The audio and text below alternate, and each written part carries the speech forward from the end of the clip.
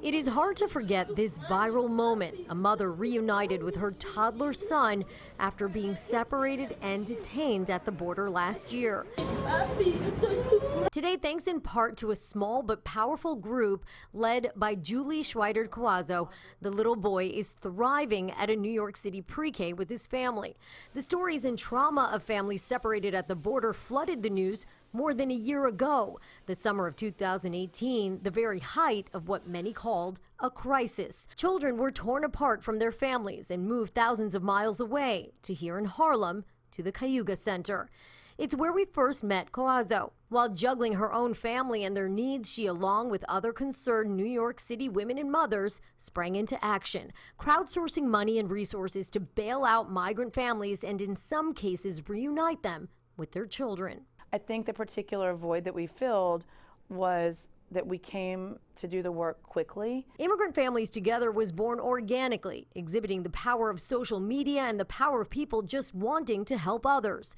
These are images of just a small fraction of those they've helped.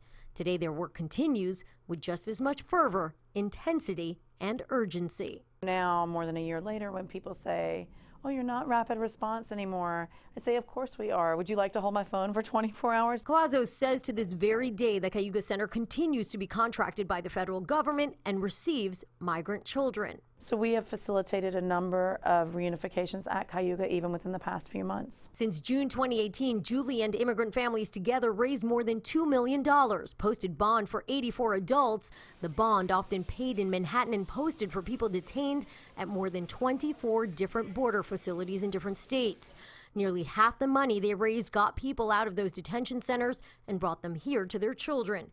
The other half of the money used for ongoing support for these families, and that often means housing, legal counsel, medical, dental, and mental health help, plus transportation and food. With the help of Senator Michael Gineris, the group secured $20,000 for themselves in this year's state budget. Still a crisis. There are still families in need. There are still families that were separated back then that are struggling to be reunited.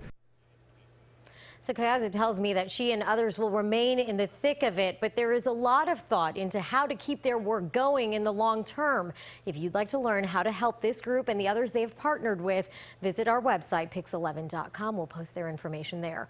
I'm Narmeen Chaudhry, Pix 11 News.